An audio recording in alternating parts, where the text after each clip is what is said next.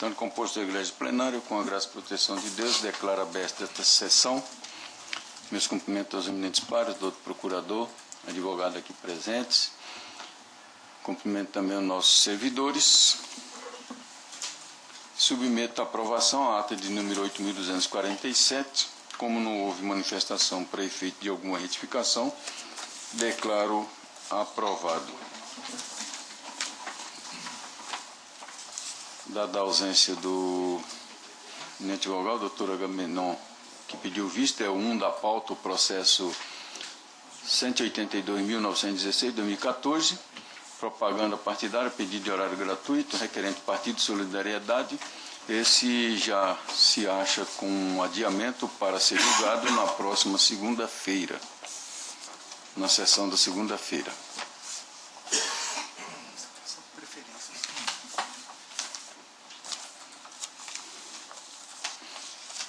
Então, atendendo o pedido de preferência, é o 8 da pauta, é o processo 241/2014, embargo de declaração e recurso eleitoral, embargante Jonas Campos Vieira, Jário Manfroy, Tarcísio Ferrari, Dr. Lídio Modesto da Silva é o relator, a quem concedo a palavra. Obrigado, senhor presidente.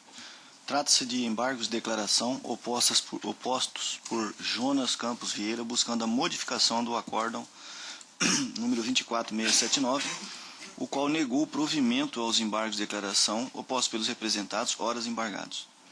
Segundo o embargante, o acórdão censurado é omisso, porquanto o colegiado desse tribunal não teria analisado o requerimento por ele formulado, objetivando o reconhecimento de eventual caráter protelatório dos embargos opostos em peças distintas por Jairo Manfroy e Tarcísio Ferrari. Contra-razões foram ofertadas. O doutor Procurador Regional Eleitoral opinou pelo provimento dos embargos de declaração, ora analisados, para que haja o suprimento da omissão apontada ao relatório. Colhedor do parecer. Senhor presidente, mantenho o parecer. Mantido o parecer. Nesses pares, os embargos são tempestivos e atendem os requisitos de admissibilidade, razão pela qual deles o conheço. Os embargos têm por finalidade eliminar os vícios enumerados no artigo 535 do CPC, a saber, omissão, contradição e obscuridade. Conforme fiz contar no relatório deste voto, o embargante afirmou que o acórdão 24679 é omisso, porquanto o colegiado não teria analisado o requerimento por ele formulado, objetivando o reconhecimento de eventual caráter protelatório dos embargos opostos por Jário Manfroy e Tarcísio Ferrari.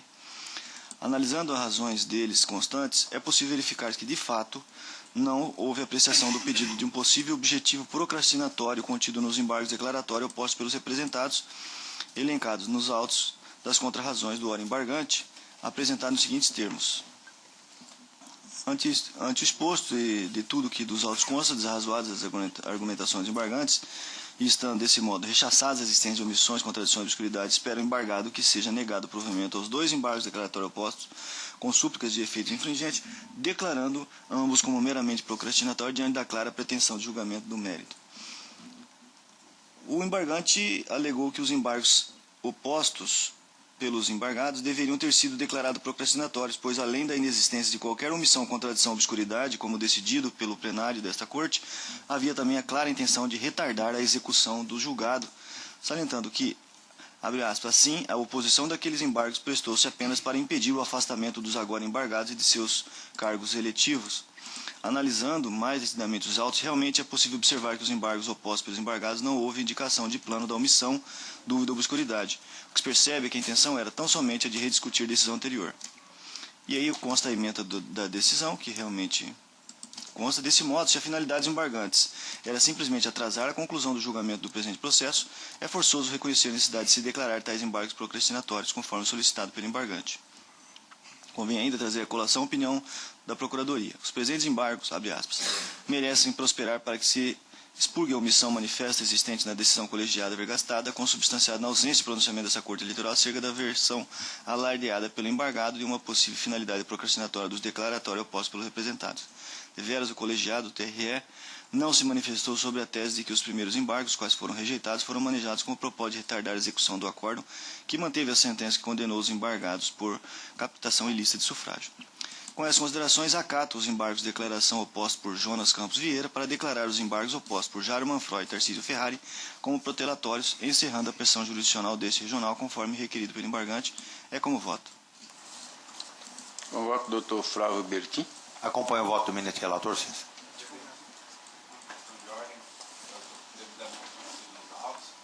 A defesa dos embargados, só queria ressaltar a observância do entendimento dominante no TSE de que os primeiros embargos declaratórios nunca podem ser considerados efetivos. Só isso. Doutor Ricardo de Almeida.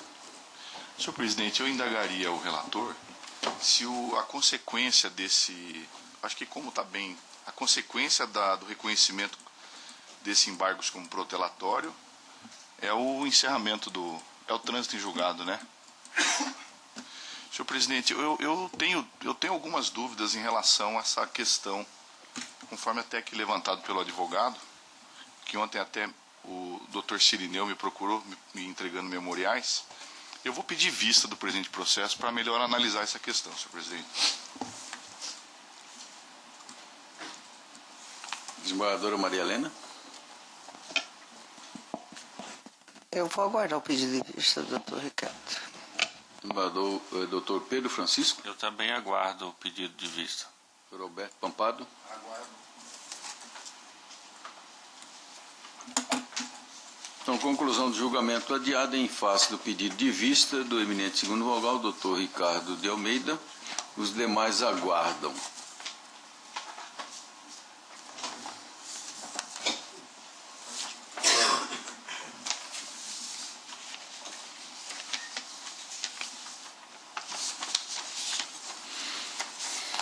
Também atendendo pedido de preferência. É o 9 da pauta, agravo regimental em representação, captação ilícita de sufrágio, agravante Mauro Luiz Save e o agravado Ministério Público. Doutor Lídio Modesto, relator, a quem conceda a palavra. Cuida-se de agravo regimental interposto por Mauro Luiz Save, deputado estadual reeleito, contra a decisão que deferiu o pedido do Ministério Público determinando a sua citação e a impressão do conteúdo dos links informados na folha 9, bem como indeferir os pedidos de quebra de sigilo dos registros telefônicos do senhor Ostácio Bueno de Almeida, apontado como intermediário da compra de votos para o representado. O Ministério Público ajuizou representação por capacitação ilícita de sufrágio em desfavor do ora agravante pela suposta entrega por intermédio de terceiro de quantia em dinheiro com a finalidade de obter voto de inúmeras pessoas no local identificado como Chácara do Ostácio, no município de Juara, com apoio nos elementos indiciários constantes do procedimento preparatório eleitoral, aí numerado. Mauro Save assevera que o caderno investigativo fundamentou-se nos elementos e informativos apurados no processo da denúncia, número tal, consta nos autos, corpo do voto, do relatório, cujo trâmite se deu perante a 27ª Zona Eleitoral sob a presidência do juiz Cássio Leite de Barros Neto. Assevera ainda que o cartório eleitoral teria recebido uma denúncia via telefone, dando conta da ocorrência de irregularidades na chácara do Ostácio no dia 27 de setembro de 2014, por volta das 12 horas, tendo a senhora Inides Maria Góes Chormiak e Gisele Mendes Gomes, oficialas de justiça e chefe do cartório eleitoral, respectivamente, decidido averiguar, tendo sido elaborado o termo de constatação. Destaque-se que as servidoras acima fotografaram recibos de pagamento que estavam na mesa do escritório do senhor Ostácio, bem como um caminhão que estava adesivado com propaganda do representado e de outros candidatos, tendo também apreendido alguns santinhos. Salienta que, com fundamento em tais informações, o procurador determinou a instauração de procedimento investigatório com envio de ofício ao Ministério do Trabalho e Emprego e ao Instituto Nacional de Seguro Social, solicitando informações sobre empregados e segurados da construtora Rodoponte, além de outras providências. Depois dos elementos à sua disposição, o procurador ajuizou a presente representação por captação ilícita de votos que teria sido efetuada pelo senhor Ostácio em favor do ora representado, tendo, em suma, os seguintes fundamentos. A. Entrega de dinheiro a 20 pessoas em período eleitoral, próximo ao dia das eleições, sem justificativa plausível, em local que continha propaganda eleitoral do representado. Existência de vínculo entre o intermediário da compra de votos, senhor Ostácio, e o representado. B. Ressaltou que as representações eleitorais reclamam do julgador, mesmo na fase inicial, certo controle, mediante análise dos requisitos mínimos de procedibilidade, sem o qual a inicial deve ser indeferida, para, mais à frente, asseverar a inexistência de justa causa para autorizar o processamento do feito, posto que o suporte probatório que deu início às investigações é manifestamente ilícito, contaminando as demais provas seguintes. Segundo o representado, o termo de constatação elaborado pela oficial da Justiça demonstra que ela e a senhora chefe de cartório diligenciaram em propriedade privada, sem qualquer autorização judicial, revestindo de nulidade todas as informações e documentos recolhidos.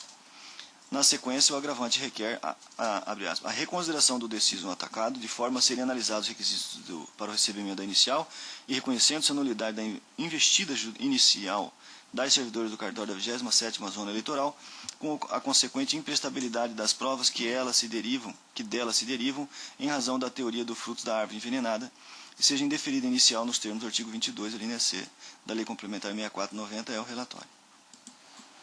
Corredor, parecer? Senhor presidente, como se trata de agravo regimental em processo com o MP à parte, eu deixo de me manifestar oralmente. Retorno a palavra ao eminente relator. Obrigado. Primeiramente, convém registrar que, conforme despacho proferido na folha 348, em juízo de retratação, este relator manteve a decisão agravada pelos seus próprios jurídicos fundamentos. O agravante alega a inexistência de justa causa que autorize o processamento do feito, haja vista que o suporte probatório que deu origem à investigações seria ilícito, contaminando as demais provas em virtude de as servidoras do cartório eleitoral terem diligenciado em propriedade privada sem qualquer autorização judicial. As alegações do agravante não merecem prosperar. Eis que, diante daquela situação, as servidoras cartorárias agiram acertadamente. Ante a notícia de irregularidade, as mesmas promoveram as diligências necessárias para constatar se a denúncia recebida era procedente ou não. É sabido no meio jurídico que o juízo eleitoral cumula as funções exercidas nessa justiça especializada com aquelas desempenhadas na justiça comum, de modo que ele não fica no cartório eleitoral à disposição dos servidores.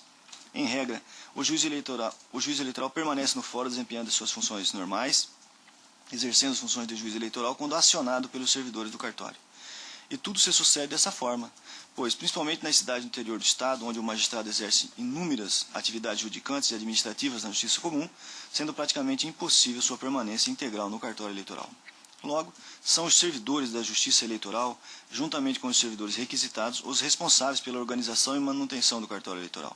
São eles também os responsáveis pela adoção de medidas urgentes que estejam em sua alçada de competência.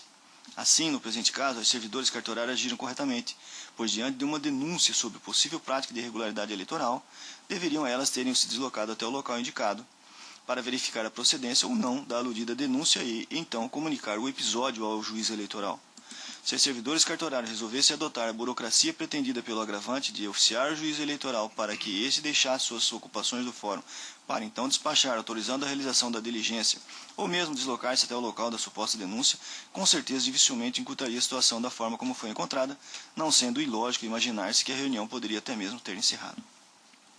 Nesse diapasão, não é demais afirmar que os servidores do cartório eleitoral são alongamanos do juiz eleitoral e que as servidoras agiram em cumprimento ao disposto no artigo 4º do provimento 03 da Corregedoria Regional Eleitoral, que disciplina o poder de polícia do juiz eleitoral para a fiscalização da propaganda eleitoral no primeiro turno de votação, a saber, artigo 4º.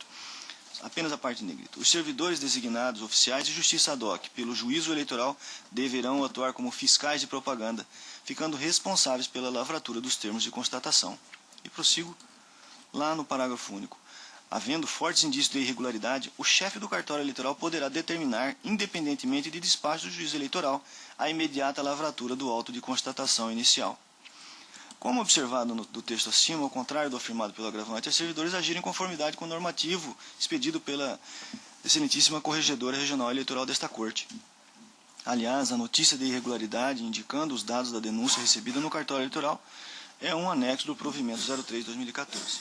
Logo, não há se falar em irregularidade ou nulidade dos atos praticados pelas servidoras cartorárias, nem muito menos em nulidade das provas oriundas de tais atos, posto que as servidoras detinham o poder de polícia para investigar as denúncias de irregularidade na realização da propaganda eleitoral, nos termos do artigo 6º, parágrafo único do multicitado provimento. Ademais, o encontro de cerca de 20 pessoas recebendo dinheiro santinhos do candidato e de um caminhão adesivado com propaganda agravante de outros candidatos indicam a existência de indícios de irregularidades que precisam ser apurados mediante a tramitação da presente representação. Antes exposto, nego o provimento ao agravo regimental para manter a decisão agravada. É como voto. Um voto do Dr. Flávio Bertin. Excelência, eu apenas questionaria ao relator, porque eu não consegui vislumbrar aqui no corpo do voto, se os valores que foram constatados pela servidora lá, foram efetivamente comprovados que estavam sendo pagos para efeito de campanha, ou simplesmente, pelo que eu vi aqui, parece que havia uma questão de pagamento de trabalhadores, que era um local de trabalhadores, esse negócio todo. Não é possível, né? Na verdade, isso aqui só instaurou o procedimento para começar a investigação, né? Essa matéria, se era fim de mês, estava pagando funcionário, ou se estava... Isso aí é matéria de mérito que a gente vai analisar exatamente como proceder dessa representação. Eu não tenho como te afirmar isso agora. Eu entendo. Isso aqui é só autorizando o início do procedimento. Apenas para a questão de análise melhor dessa questão envolvendo as servidoras e não, com autorização ou não do juiz, eu vou pedir, vênia, ao relator, e eu gostaria de dar uma olhadinha um pouquinho melhor no processo. Eu gostaria de pedir vista, excelência, por favor. Doutor Ricardo de Almeida. Eu aguardo o pedido de vista, senhor presidente. Vereadora Maria Helena. Eu aguardo. Doutor Pedro Francisco. Também aguardo. Doutor Alberto Pampado. Bem, aguardo o pedido de vista. Conclusão do julgamento adiada em face pedido de vista do eminente primeiro vogal, doutor Flávio Bertin.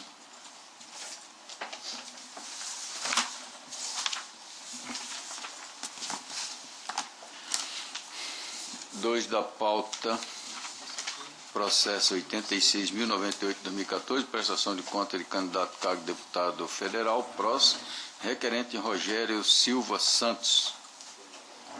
Doutor Lídio Modesto é o relator com a palavra.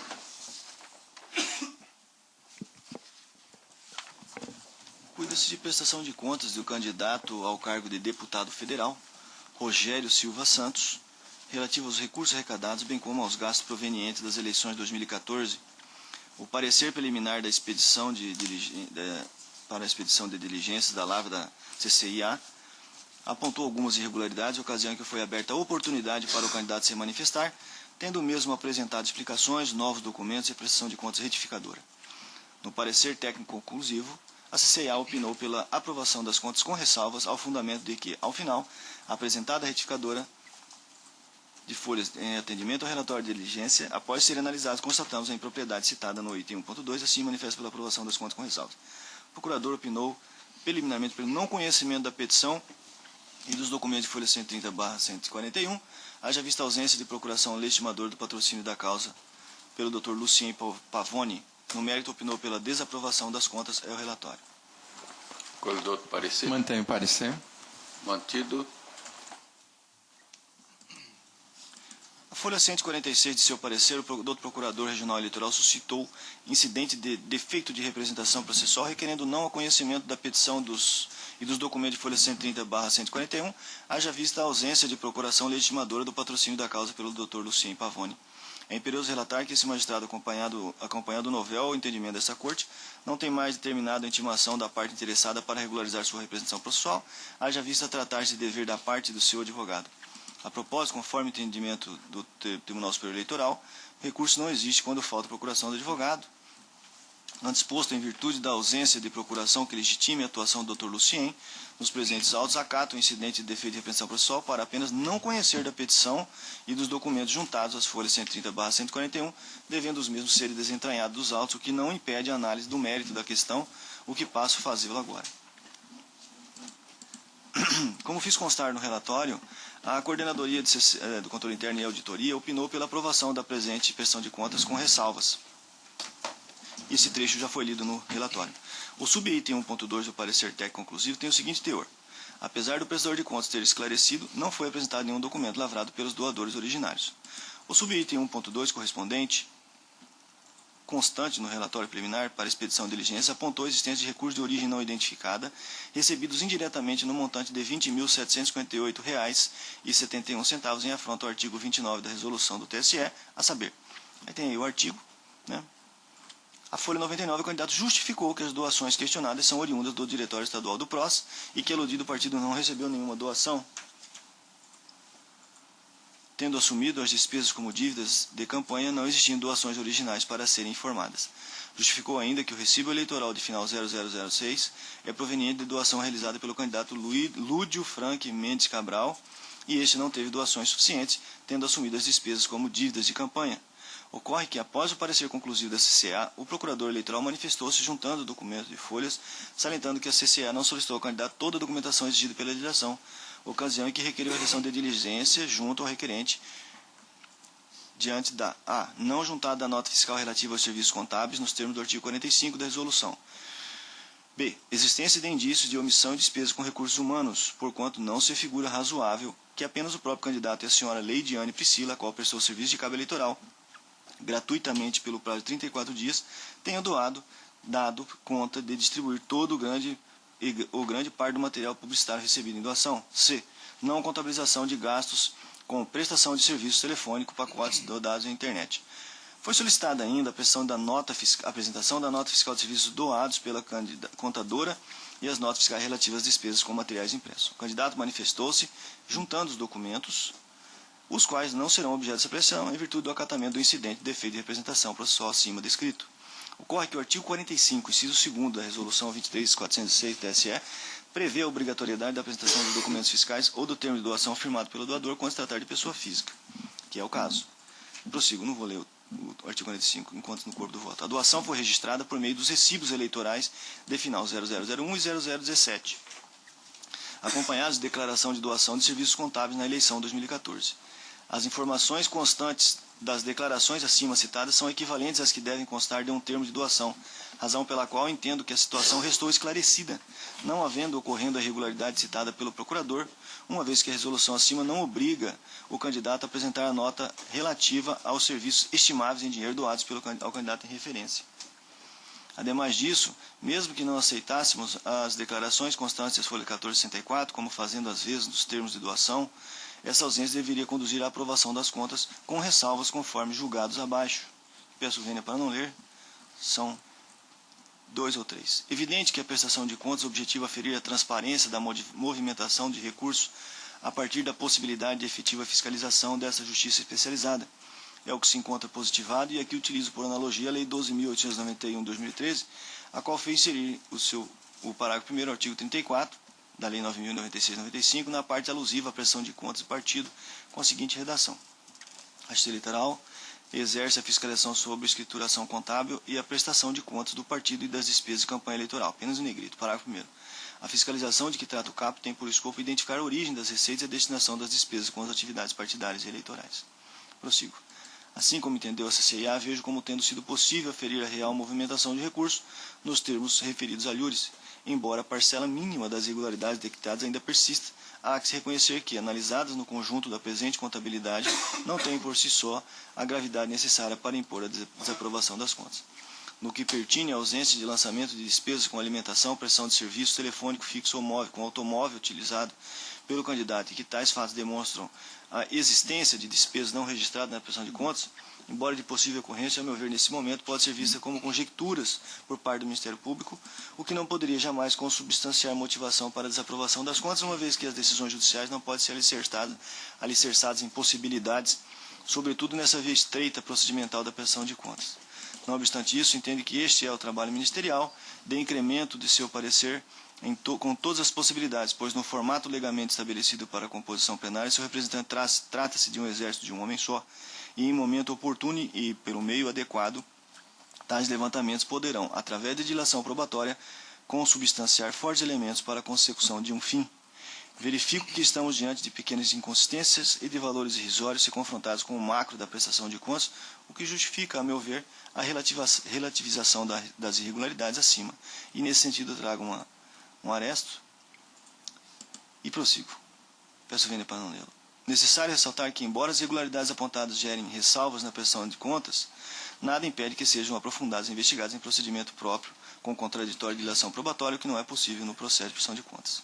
Pelo exposto, tenho que as impropriedades apontadas neste feito não constituem motivo bastante à desaprovação das contas, mas suficientes à anexação de ressalvas, motivo pelo qual, em dissonância do parecer ministerial escrito, julgo aprovadas com ressalvas as contas de campanha de Rogério Silva Santos relativas às eleições de 2014. É como voto. Com o voto do Dr. Flávio Bertin. Acompanho o voto do relator, Excelência. Dr. Ricardo de Almeida. Acompanho o eminente relator, senhor presidente. Vereadora Maria Helena. Acordo com o relator. Dr. Pedro Francisco. Acompanho o eminente relator. Dr. Alberto Pampado. Também acompanho o eminente relator. Proclamo o resultado. O Tribunal, por unanimidade, aprovou com ressalva as contas do candidato Rogério Silva Santos, nos termos do voto do doutor relator, em dissonância com o parecer.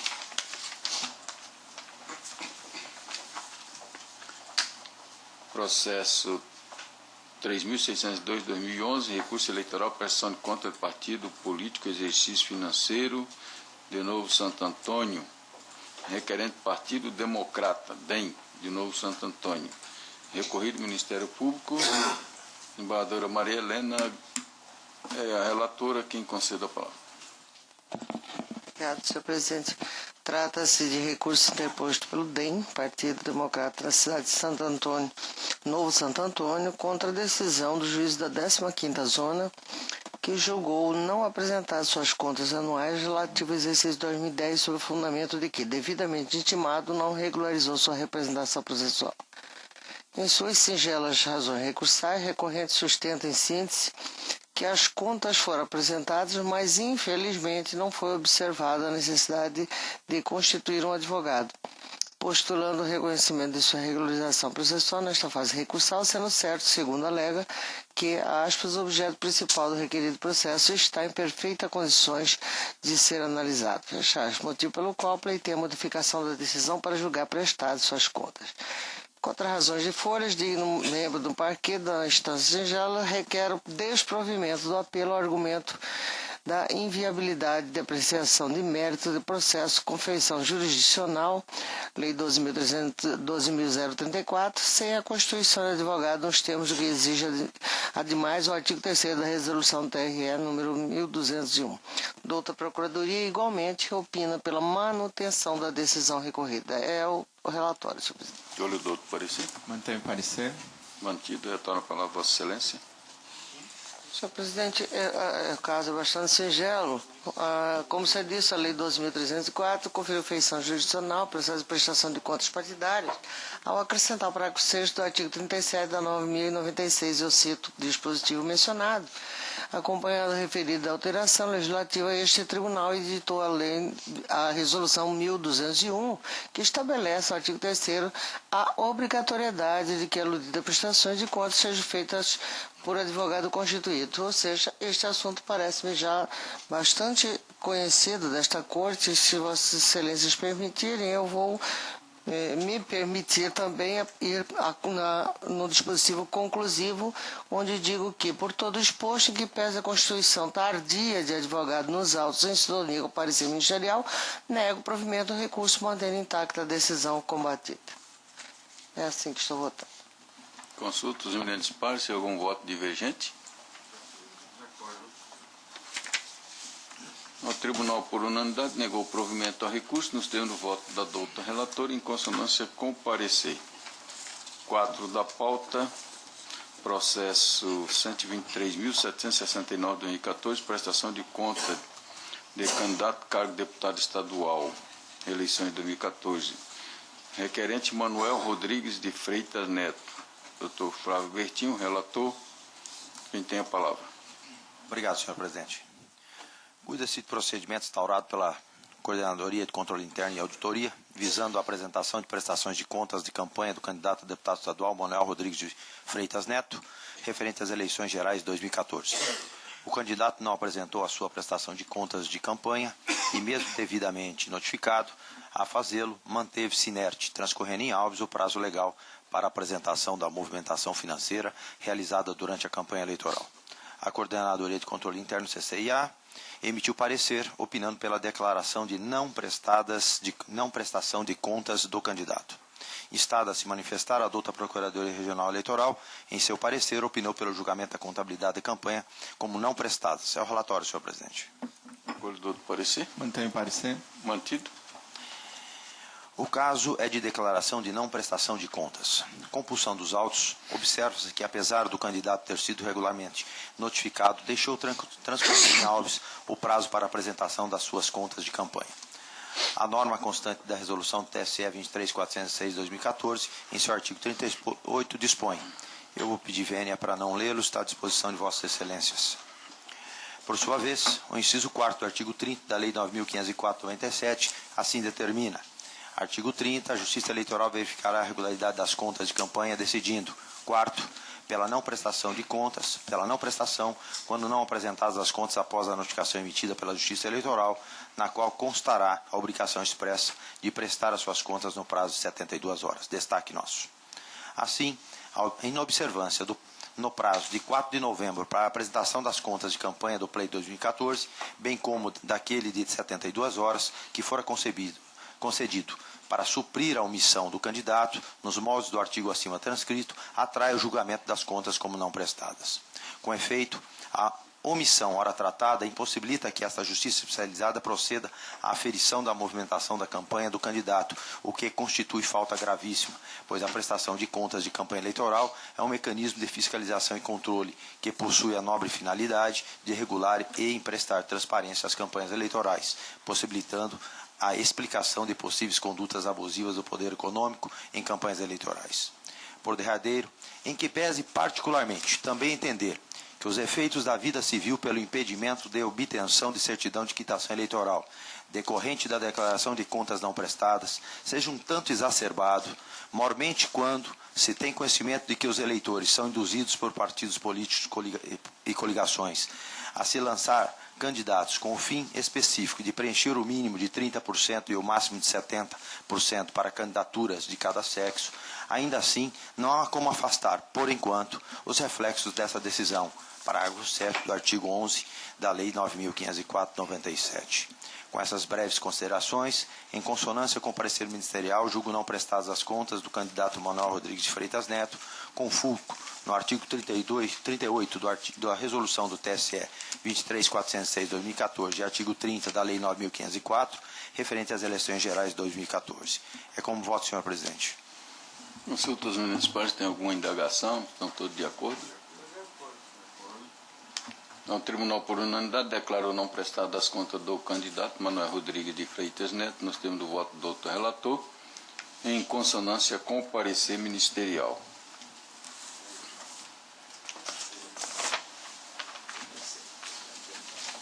Da pauta, o processo 98.214/2014, prestação de conta do candidato cargo de deputado estadual, requerente Maria Isaura Dias Alfonso.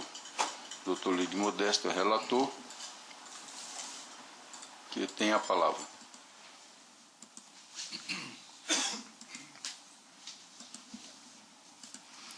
Cuide-se processo de prestação de contas de Maria Isaura Dias Alfonso, candidata ao cargo de deputado estadual nas eleições de 2014. A candidata prestou as contas parciais, conforme extratos, bem como apresentou a prestação de contas final de sua campanha eleitoral.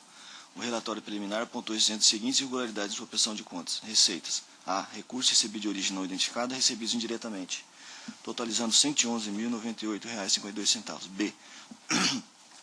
Inconsistência no confronto entre as doações diretas recebidas e as informações prestadas pelos doadores via SPCE cadastro, referente às datas de registro no valor de R$ 35 mil. C. Doações diretas recebidas de outros prestadores de contas e ou diretórios municipais não registrados pelos doadores em suas prestações de contas e ou na prestação de informações à Justiça Eleitoral no valor de R$ 8.400, correspondente a 2,65% das receitas arrecadadas. Doações diretas efetuadas por outros prestadores de contas e ou diretórios municipais não registradas e não registradas na presente prestação de contas. Despesas. E. Realização de despesas após a data da eleição no valor de R$ 21.259,70. F. Divergência entre os dados dos fornecedores constantes da prestação de contas e as informações constantes da base de dados da Secretaria da Receita Federal. G. Diligência de valores entre despesas constantes da prestação de contas e aquelas constantes da base de dados da Justiça Eleitoral. H. Omissão de lançamento de inúmeras despesas constantes da base de dados da Justiça Eleitoral, confronto com notas fiscais eletrônicas de gastos eleitorais e despesas contratadas em data anterior à entrega da segunda prestação de contas parcial no valor de R$ 180.414,27 que não foram informados à época. E doações indiretas e correspondência dos doadores originários. J. Doações recebidas de outros prestadores de contas sem identificação do doador originário. K. Inconsistência na identificação das doações indiretas recebidas em confronto com as informações prestadas pelos doadores em suas prestações de contas. Agora, análise da movimentação financeira. Letra L. O extrato bancário apresentou conta bancária com saldo disponível de R$ 7.002,17, não havendo comprovante de recolhimento à direção partidária. Da conciliação bancária constam informações sem movimentação. O relatório supracitado propôs que a candidata apresentasse prestação de conta retificadora, bem como o extrato da prestação de contas assinado e acompanhado de justificativa e, quando cabível, dos documentos que comprovem as alterações efetuadas sempre que o atendimento à diligência proposta implicar sua alteração. Devidamente intimada, como mostra os documentos de folhas 6466, a candidata omitiu-se. O parecer técnico conclusivo ratificou o relatório preliminar para expedição de diligência, opinando pela desaprovação das contas. A Procuradoria opinou pela desaprovação das contas. A empresa Titânia Comércio, Serviços e Informação informou que realizou doação à candidata no valor de R$ 25.000. Ouvida outra vez, a doutora Procuradoria manteve o parecer pela desaprovação. É o relatório. Corredor do parecer. Mantém o parecer. Mantido o parecer.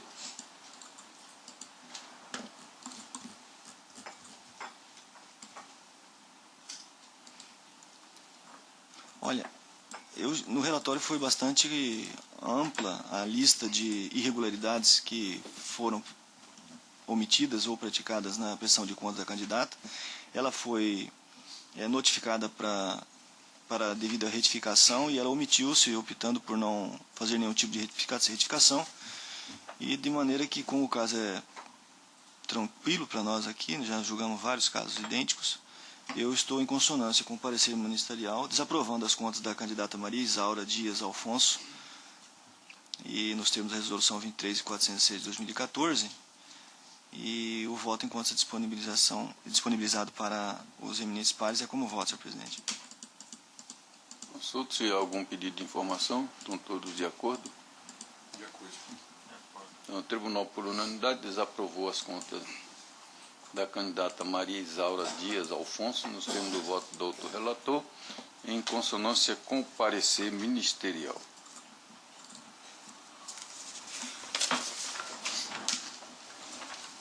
Da pauta, o processo 93.018/2014, também prestação de conta do candidato a deputado estadual, requerente Antônio Benedito de Oliveira. Doutor Lídio Modesto, relator, com a palavra.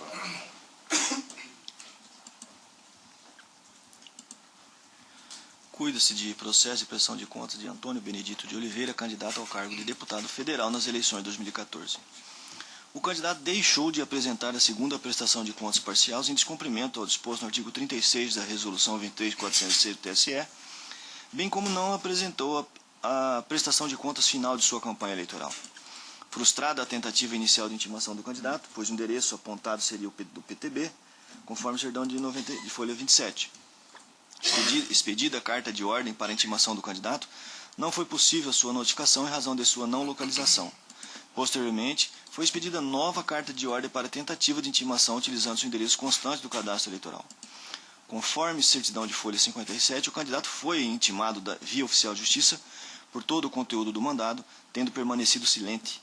A doutora Procuradoria opinou pelo julgamento das contas como não prestadas. É o relatório. Escolha do outro parecer. Mantém o parecer. Mantido o parecer. Presidente, o caso é praticamente idêntico ao anterior, com a diferença de que, neste caso concreto, não houve mesmo a prestação. Lá ela apenas omitiu-se. E aqui, não obstante notificado para que pudesse apresentar suas contas, optou o candidato por não prestá-las, de maneira que eu estou julgando como não prestadas, em consonância com o parecer ministerial, também nos termos do artigo 54 da resolução do TSE número 23.406, e é como voto. Consulto também se há algum pedido de informação, esclarecimento, todos de acordo. O Tribunal, por unanimidade, declarou não prestadas as contas do candidato Antônio Benedito de Oliveira, nos termos do voto do doutor relator, em consonância com o parecer ministerial. 7 da pauta, o processo 77.090/2014, prestação de conta do candidato a governador PHS eleições 2014, requerente José Marcondes dos Santos Neto, Elvis Marques de Carvalho e Wintercler Ribas. Dr. Lídio Modesto também relatou com a palavra. O de prestação de conta do candidato ao cargo de governador, José Marcondes dos Santos Neto, e de seu vice, Wintercler Ribas, referente aos recursos arrecadados, bem como aos gastos provenientes das eleições de 2014. O parecer da CCA apontou irregularidades, ocasião em que foi aberta a oportunidade para os candidatos se manifestarem, tendo os mesmos silenciado, conforme a certidão de folha 90. No parecer técnico conclusivo, a CCA opinou pela desaprovação das contas ao fundamento de que os requerentes incorreram em irregularidades que causaram incerteza quanto à consistência e credibilidade das contas, como, por exemplo, a realização de despesa após a data da eleição, realizada em 5/10/2014. O procurador apontou a existência de outras irregularidades, tendo opinado pela manifestação da CCA e pela certificação dos processos em que o Dr. Eli Machado da Silva atuou como patrão dos requerentes, o que foi efetuado a folha 115. A CCA manifestou-se pela desaprovação das contas. Procedida a intimação dos candidatos via diário oficial, não houve manifestação destes. O doutor procurador opinou pela desaprovação das contas, é o relatório. Qual é o doutor parecer? Mantenho o parecer.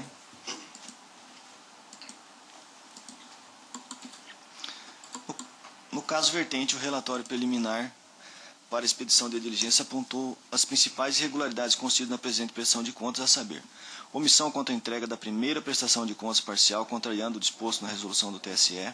B. Realização de despesa após a data da realização das eleições, no valor de R$ 2.276, efetuado, representando o percentual de 23% do total despendido. Não apresentação de documentação comprobatória da despesa lançada com a aquisição de Santinhos, junto à empresa Ciomara Pitan.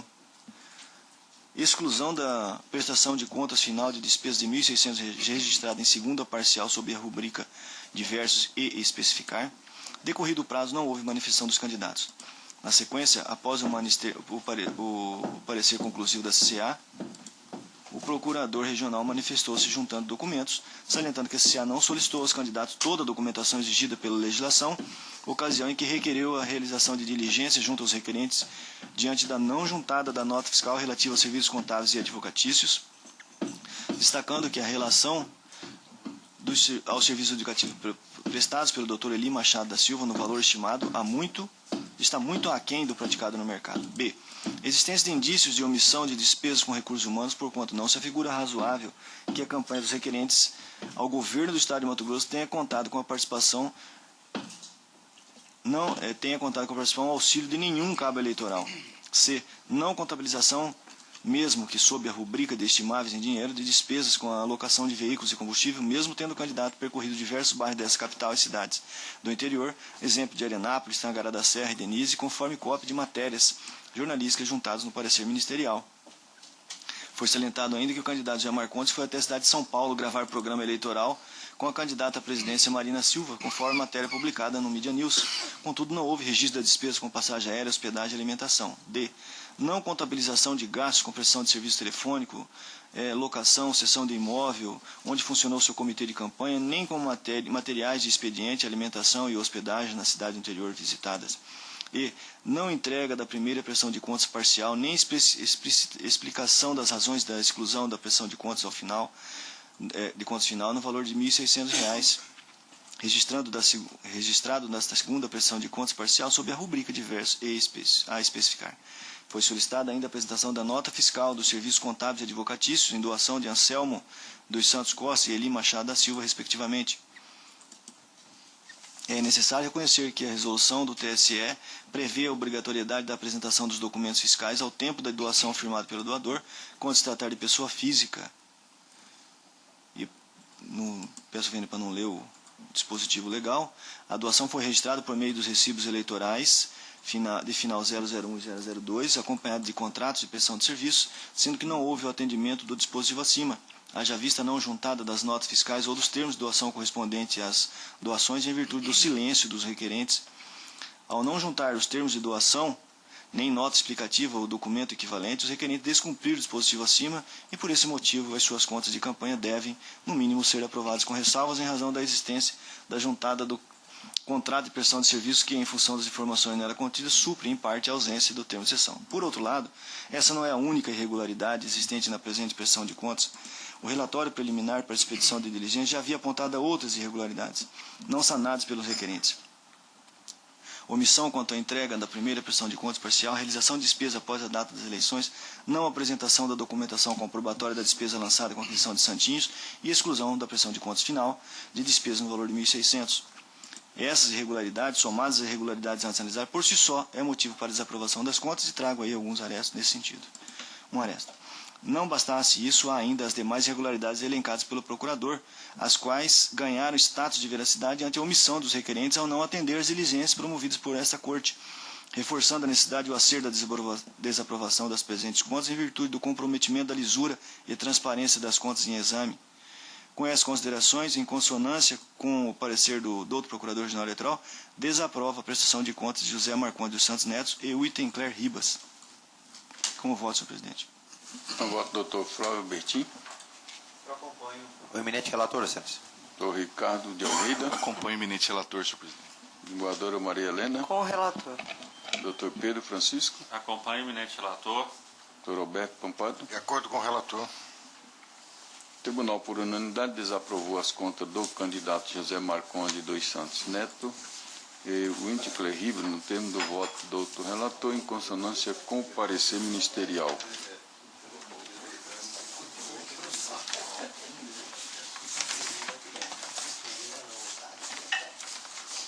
Temos 2 administrativos, né, encerrada a pauta judicial. É o 10 da pauta, revisão do eleitorado, recadastramento biométrico para o biênio 2015-2016, requerente Corregedoria Regional Eleitoral de Mato Grosso. Desembargadora Maria Helena é relatora com a palavra.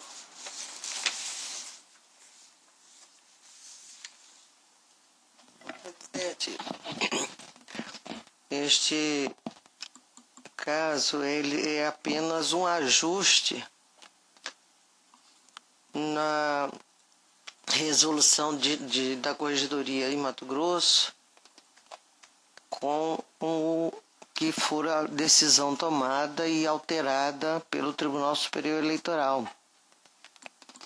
Eu estou, portanto, fazendo ajuste aqui no que diz respeito à biometria.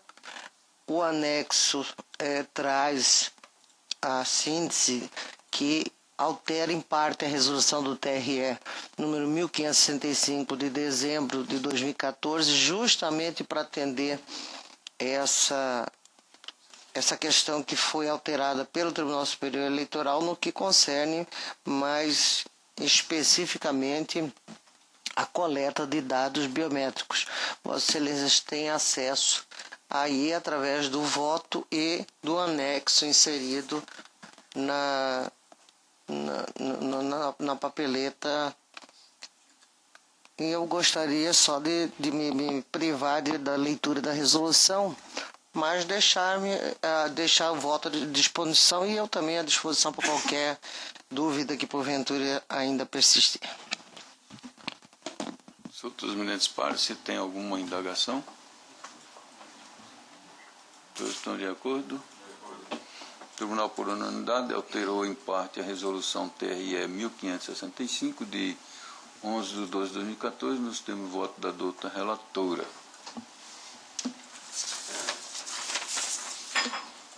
Temos o último aqui, é um recurso administrativo contra ato do presidente.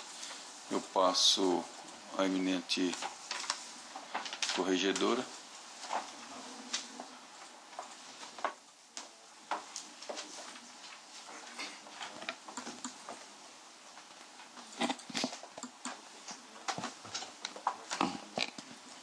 É um processo administrativo onde é recorrente Aparecida Celide Araújo, técnica judiciária, e recorrido é o presidente do Egrégio Tribunal Eleitoral de Mato Grosso. Sou a relatora deste processo e passo a relatar o mesmo. Trata-se de recurso administrativo interposto por Aparecida Celida Araújo, servidora do quadro pessoal deste tribunal, ocupante do cargo de técnico judiciário, apoio especializado, especialidade em enfermagem, contra a decisão do ilustre presidente desembargador Juvenal Pereira da Silva, que lhe indeferiu o pedido de concessão de abono de permanência.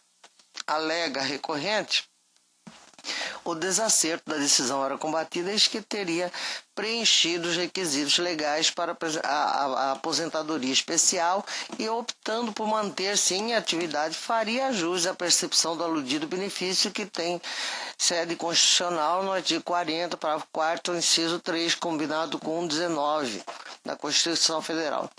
Tendo sido reconhecido, ademais, por força da decisão prolatada no mandado de injunção número 5602, da relatoria do ministro Ricardo Lewandowski, que fora determinada a administração desta Corte no que coubesse a aferição das condições necessárias ao pleito na forma do 57 da Lei 8.213/91, enquanto não editada norma regulamentadora própria.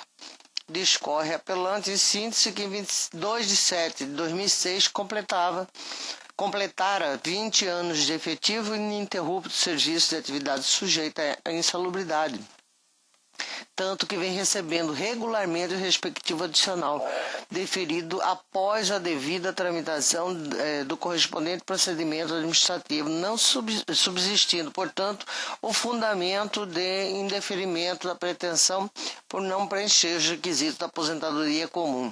Cito a fonte legal, porquanto ela não fundamentou o seu pedido de abono com amparo nos requisitos dessa aposentadoria, mas com esteio nos requisitos da aposentadoria especial, devidamente comprovado e reconhecido pelo TRE. Apesar de suscitar em seu pedido original, em parte, as regras da aposentadoria comum, aduz ser perfeitamente possível a complementação das exigências da aposentadoria especial para fundamentar o pedido de abono da recorrente, porque ambas as aposentadorias são qualificadas como voluntárias. Acresce que, ao contrário do que é afirmado na decisão presidencial, não se extrai do dispositivo supramencionado de que o abono é um direito destinado aos servidores ocupantes de cargos públicos efetivo comuns, não especiais. Pois da leitura do parágrafo 9º, a única exigência para a concessão da referida abono é preenchimento dos requisitos para aposentadoria voluntária, no caso especial. Assevera que não há no texto constitucional qualquer vedação expressa à extensão do direito ao abono de permanência aos servidores cuja atividade seja exercida sob condições especiais que lhe prejudiquem a saúde, e qualquer interrupção restritiva no sentido de exclua uma ou outra categoria funcional mostrar-se-ia em verdadeira e evidente violação ao princípio da isonomia.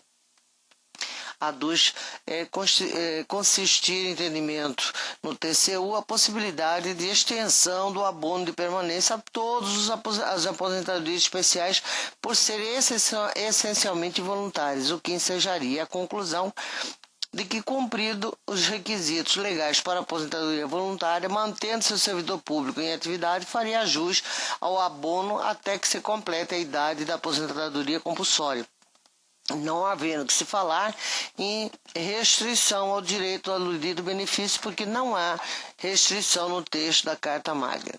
Em outros termos, se a aposentadoria for voluntária, então a ela será aplicada a regra do parágrafo 9º do artigo 40 da Constituição, e a aposentadoria especial por atividade insalubre ou perigosa classifica-se indubitavelmente como voluntária. Complementa seu apelo requerendo a reforma da decisão combatida para que lhe seja concedido o abono de permanência, tendo por fundamento o artigo 40, parágrafo 19, combinado com o parágrafo 4º, 3 da Constituição Federal, com pagamento retroativo à data da implementação dos requisitos da aposentadoria especial voluntária, independentemente da necessidade de formulação do pedido administrativo, consoante julgados que junta aos autos a exemplo do que ocorreu nos procedimentos de abono de permanência de outros servidores deste tribunal. É o sucinto relato. Não há parecer, né? Então eu vou direto ao voto.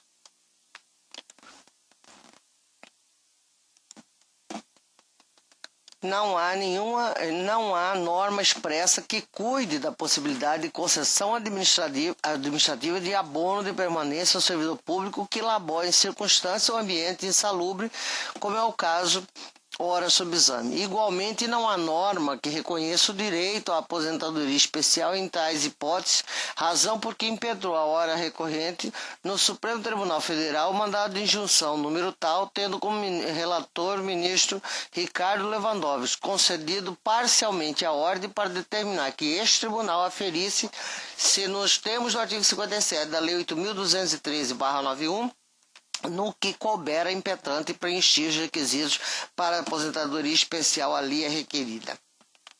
Em face dessa decisão injuncional, as unidades administrativas competentes carregaram aos autos documentos que demonstrariam que a recorrente já preencheu as formalidades legais para aposentação especial, o que encaminharia a questão acerca da legalidade da concessão da percepção do benefício do abono de permanência. Para maior clareza do específico tema em questão, peço vênia para descrever em síntese o que consistiu o bem fundamentado decisão presidencial ora combatida que se baseou nas seguintes premissas. Eu peço vênia, senhores, está lançado no voto o entendimento do eminente presidente Juvenal acerca do pedido administrativo formulado pela servidora e a motivação do seu indeferimento. Digo eu, fiz questão de transcrever parte substancial da decisão ora combatida em decorrência de encontrar-se, como de costume, bem embasada juridicamente, tanto quanto por demonstrar a escorreita postura de Sua Excelência Desembargador Juvenal no tocante à preocupação com a saúde e bem-estar dos servidores desta Corte. A questão é, de fato, complexa. Inicialmente, cumpre registrar que a petição inicial conseguindo o requerimento de concessão de abono de permanência com fulcro no parágrafo 19 do artigo 40 da Constituição Federal, que assim determina. Transcrevo o mencionado dispositivo e o seu respectivo parágrafo 19. Por seu turno, referido parágrafo 1º, 3A do transcrito artigo 40, assim dispõe: servidores abrangidos pelo regime da Previdência de que trata este artigo serão aposentados calculando seus proventos a partir dos valores fixados na forma do parágrafo 3º e 19, redação dada pela Emenda Constitucional 41. Cito também o inciso 3, onde fala da voluntariedade desde que cumprido tempo mínimo de 10 anos de efetivo exercício e 5 anos de cargo eletivo desde data em que se dará a aposentadoria, observadas as condições legais. Prossigo, portanto, tem-se que, em suma e em regra geral, somente faz jus ao benefício do abono de permanência o servidor que já tenha cumprido todos os requisitos para a concessão de sua aposentadoria voluntária.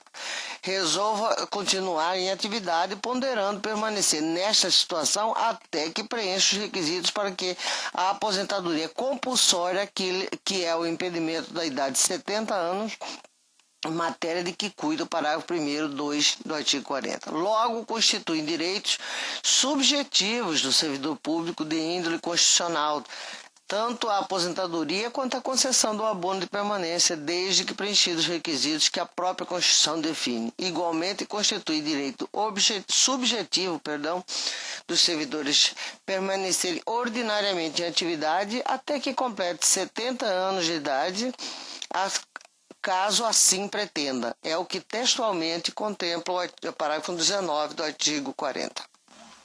Contudo, o mesmo texto constitucional estabelece ainda algumas exceções à regra geral mencionada, nas quais estão consignadas o parágrafo 4º do inciso 1 a 3 do mesmo 40, sendo aplicável, no caso, ora apreciação, o inciso 3, a saber, parágrafo 4º, é vedado a adoção de requisitos e critérios diferenciados para a concessão de aposentadoria aos abrangidos pelo regime de que trata este artigo, ressalvado, nos termos definidos em leis complementares, os casos de servidores, redação dada pela Emenda Constitucional 47. portadores de deficiência, incluído pela emenda 47. 2. Que exerçam atividade de risco, incluído pela emenda 47. 3. Cujas atividades sejam exercidas sob condições especiais que prejudiquem a saúde ou a integridade física. Este incluído pela emenda também 47. Ou seja, a própria Constituição estabelece critérios diferenciados para a concessão de aposentadoria aos servidores públicos que exercem atividade em condições especiais que prejudiquem a saúde ou a integridade física, como é o caso da insalubridade, mas vinculou a eficácia do dispositivo à edição de lei complementar que até o momento ainda não foi editada. Em face dessa omissão legislativa, a hora recorrente impetraram o mandado de injunção 5602, que teve como relatoria do ministro Ricardo Lewandowski, que determinou o que abaixo transcrevo no corpo do voto disponibilizado a todos os senhores. Logo, há uma determinação judicial para que a administração deste tribunal verifique o preenchimento dos requisitos para a concessão da aposentadoria especial à hora recorrente, o que foi feito pelas unidades competentes que atestaram o cumprimento daquele requisito. Devo salientar que na ordem injuncional há referência à concessão da aposentadoria especial, mas nada, obviamente, foi tratado acerca do abono de permanência, matéria exclusiva destes autos. Também devo salientar que há pedido de sobrestamento do procedimento administrativo para aposentadoria, procedimento que, a toda evidência, não se coaduna com o requerimento de quem deseja receber o abono. Dito de outra forma, o servidor que postule a concessão de abono de permanência, obviamente, desiste, pelo menos momentaneamente, do pedido de aposentadoria, porque apesar da concessão do abono estar diretamente vinculado ao preenchimento dos requisitos para a aposentação, prejudicado o requerimento de aposentação ante a posterior demonstração da intenção de manter-se em atividade. Fiz menção ao procedimento de aposentadoria apenas para demonstrar que a servidora claramente demonstrou que desejava que o Supremo Tribunal Federal lhe reconhecesse o direito à aposentadoria especial em face da omissão legislativa em cumprir o mandado constitucional que lhe assegurava aquele direito subjetivo. Portanto, ainda que o pedido inicial desse feito tenha se baseado aparentemente na aposentadoria voluntária do artigo 40, 19 da Constituição Federal, supostamente relativa apenas ao servidor não submetido às condições especiais, tenho que pertinente consignar que o corpo de sua petição inicial, bem ainda na instrução do presente feito, inclusive em fase de toda a tramitação do presente pedido nas diversas unidades administrativas, há inequívoca referência à situação específica da hora recorrente, qual seja a de que pretende concessão de abono permanência com fulcro na situação especial do que sempre elaborou, de que trata o artigo 40, parágrafo 4º, 3 da Constituição Federal, o que foi objeto da decisão do STF no mandado de injunção tal. Só que essa decisão, conforme já citado, trata de aposentadoria, não de abono de permanência. Logo, resta a este colegiado a difícil tarefa de decidir se assiste a recorrente o direito ao abono de forma postulada. Neste ponto, pedindo vênia ao sempre culto presidente, que demonstrou, como já referido, acurado senso de responsabilidade e de preocupação com seus servidores, ouso divergir de seu entendimento. Se é certo e inquestionável que a saúde constitui bem jurídico não submetido a qualquer tipo de acordo ou barganha, especialmente a de cunho patrimonial, entendo, por outro lado, que a limitação ou denegação de um direito somente pode ser exercido de forma absolutamente restritiva. Se há um direito à aposentadoria assegurado pela Constituição e um direito igualmente constitucional relativo à concessão de abono àquela servidor que preenchendo os requisitos para aposentar-se pretende permanecer em atividade, não havendo regra específica, também de índole constitucional que restrinja, não poderá o intérprete aplicar limitação ou restrição impedindo o servidor de dele gozar quando lhe aprover, desde que, repito, cumpridos os requisitos legais. Em outros termos, a Constituição Federal definiu as regras gerais para a aposentadoria e os servidores públicos federais, inclusive para os que laborem atividades insalubres, como é a situação da recorrente, deixando para o legislador ordinário estabelecer regras mais específicas mediante lei complementar. Definiu ainda as regras para a concessão do abono de permanência àqueles que tenham preenchido os requisitos para aposentadoria voluntária, evidentemente para os que tenham preenchido os requisitos etários para a aposentadoria compulsória, não há alternativa. E mais, a Constituição Federal não definiu qualquer restrição ou gozo do benefício que ela mesma previu, ou seja, o abono de permanência. Tampouco deu competência ao legislador complementar ou ordinário para restringir seu alcance, o que demonstra assistir razão à recorrente quando afirma que a previsão de abono de permanência para os que preenchem os requisitos da aposentadoria voluntária comum aplica-se plenamente ao servidor que preenche o requisito da aposentadoria voluntária especial, que é exatamente a situação versada nos autos. Logo, não se trata provavelmente de negociar a saúde da servidora recorrente, ou melhor, em fazer acordo relativamente a aspectos de sua saúde e integridade física, pois isso seria, como referido com outras palavras na decisão presidencial, verdadeiro descalabro jurídico, a ponto de ser considerada se há ou não direito ao abono, e nesse aspecto tem que o direito fora inequivocamente concedido pela Constituição Federal no artigo 44.3, combinado com 19 do mesmo dispositivo. Se considerarmos superada questões acerca da existência do direito, surge a devida dúvida acerca da possibilidade da sua concessão no âmbito administrativo. A questão resume-se então em saber se há possibilidade de concessão de abono de permanência em regra expressa para a hipótese de preenchimento dos requisitos de aposentadoria especial, ou se, por outro lado, há necessidade de que a recorrente impetre novo mandado de junção para fazer valer o direito àquele que entende lhe assistir. Ora, a solução deve-se considerar que, em face de uma ordem injuncional emanada do Supremo, restou superada a questão acerca do atendimento dos pressupostos legais para eventual concessão da aposentadoria especial, segundo os posicionamentos unânimes das várias unidades administrativas competentes, e que não constitui objeto específico deste recurso. Portanto, quero crer que o passo seguinte é considerar que, se há direito à aposentadoria, obviamente há direito ao abono de permanência, a depender da expressa vontade do servidor, exatamente porque é a Constituição Federal que claramente arrola e garante tais direitos, quais se complementam numa relação de antecedência e consequência. Antes, a título argumentativo, no raciocínio a contrário senso do que formulado acima, imaginemos a hipótese de indeferimento do abono de permanência à recorrente, que, segundo os levantamentos funcionais das diversas unidades técnicas competentes, implementou os requisitos legais e constitucionais para eventual concessão da aposentadoria especial. Nessa hipótese de indeferimento do abono recorrente, ver-se-ia obrigada a continuar trabalhando no ambiente hostil à sua saúde até completar a idade e o tempo de contribuição para a aposentadoria voluntária normal, ou seja, a que não contempla a situação já reconhecida de insalubridade.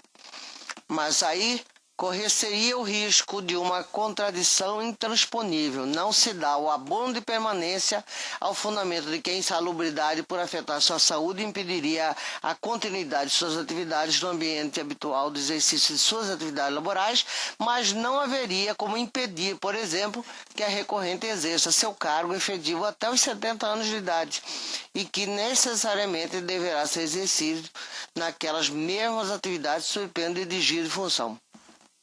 E nessa hipótese, não sendo lícito exigir a aposentadoria antes dos 70 anos de idade, haver-se-ia de conceder abono de permanência quando preenchidos os requisitos habituais de idade e tempo de contribuição, os dois únicos requisitos faltantes segundo exposto na decisão recorrida. Em outras palavras, nega-se o abono de permanência já quando preenchido os termos de tempo e idade menores que o habitual, contudo, não sendo lícito estabelecer administrativamente uma segunda hipótese de aposentadoria compulsória antes dos 70 anos, a hora requerente forçosamente passaria a fazer jus ao citado abono após o implemento dos requisitos do tempo de contribuição e idade maiores que o da sua situação especial em que labora e que já ensejara a concessão do adicional de insalubridade.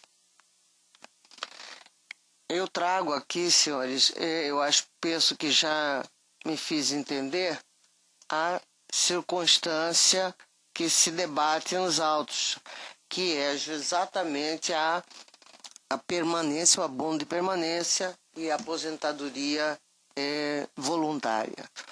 Há também esse mandado de injunção da lavra do eminente ministro e, com certeza, a meu sentir, há realmente uma lacuna que deixa a deriva um preciso termo de enquadramento em casos análogos ao presente. Eu deixo aqui à disposição dos senhores e também me coloco à disposição para sanar qualquer dúvida e concluo da seguinte forma: por todo exposto com fundamento no artigo 40, 4, 3, combinado com 19 do dispositivo constitucional, tanto quanto no que determina o 57 da Lei 8.213, aplicável por força de decisão prolatada no mandado de injunção 5602, que é este a que me referi, da lavra do ministro Ricardo Lewandowski, dou provimento ao recurso para reconhecer a recorrente o direito à concessão do abono de permanência, benefício que deve ser deferido a partir da data da publicação da decisão proferida no citado mandado de injunção, número 5602. É como voto, senhor presidente. E como estou conduzindo a votação, já como dito, colocando-me à disposição, eu consulto como vota o doutor Pedro Francisco. Se o Supremo Tribunal Federal já reconheceu a possibilidade de aplicação subsidiária da lei do regime geral da Previdência Social, no caso, em análise, tendo em vista a ausência de omissão legislativa no plano dos servidores públicos federais, e comprovado nos autos que a servidora preenche os requisitos para aposentadoria voluntária, eu não tenho dúvida em acompanhar o voto de Vossa Excelência com a devida vênia da presidência do Tribunal. Doutor Alberto Pampado. Eu acompanho o voto de Vossa Excelência com as considerações feitas pelo Dr. Pedro Francisco. Doutor Lídio Modesto. Da mesma maneira, eu acompanho também o voto da relatora. Doutor Flávio Bertin. Acompanho o voto de Vossa Excelência com as considerações apresentadas no Pleno. Doutor Ricardo Almeida. Acompanho Vossa Excelência. Proclamo assim, então, o resultado. Resolve os membros do Tribunal Regional Eleitoral de Mato Grosso, por unanimidade, dar provimento ao recurso administrativo para efeito de reconhecer a servidora Aparecida Celide Araújo direito à concessão de abono de permanência a partir de 31 de maio de 2013, data de publicação da decisão proferida no mandado de injunção 5602, Distrito Federal. Devolvo a palavra ao eminente presidente. Obrigado. Nada mais havendo, eu deixo aberta a palavra para tratar de assuntos particulares de interesse da instituição. Se alguém queira fazer uso. Senhor presidente, eu gostaria apenas, eu estava olhando aqui a página do tribunal e vi que Vossa Excelência já empossou o desembargador Pedro Sakamoto nesta corte no dia 30 último de março. Quero apenas desejar ao eminente desembargador que virá para esta corte os votos de profícua passagem neste tribunal e que, da minha parte, tenho quase absoluta convicção, posso falar em nome dos meus pares, será muito bem recebido o eminente desembargador Pedro Sakamoto. Então, que registre aqui a minha meus aplausos à vinda do eminente desembargador Pedro Sakamoto. Senhor presidente, só para consignar, segunda-feira eu não estarei presente na sessão, para que seja convocado o eminente doutor André Posetti, né, como substituto. Então, anota aí para convocação, ausência dele na segunda. Doutor Procurador? Senhor presidente, só gostaria de endossar que a saudação que foi feita pela desembargadora Maria Helena e também dar as boas-vindas aqui ao novo desembargador em nome do Ministério Público.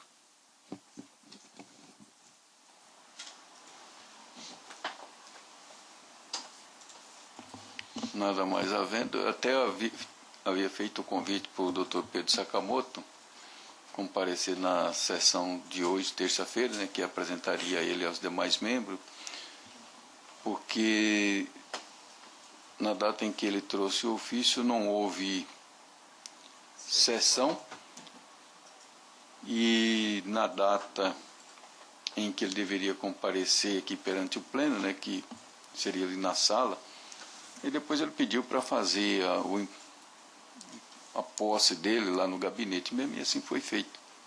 Mas todos tenham certeza que trata-se de um diligente membro do Judiciário Mato-Grossense, muito prestativo. Se pegar o currículo dele aí, assim, sempre que precisou em correições para o eleitoral, não importa onde, mandaria. Se o tribunal falou, preciso de você, ele vai para qualquer lugar. Então, é uma boa aquisição, um desembargador muito ponderado, estudioso, né? E, com certeza, como sempre teve que bem servido por membros, tanto da Ordem como Justiça Federal, Ministério Público, juízes estaduais, o tribunal vai estar muito bem servido com o doutor Pedro Sakamoto. Parece, inclusive, presidente, que ele já esteve aqui no tribunal, já prestou algumas vezes, né? Já foi substituto aqui.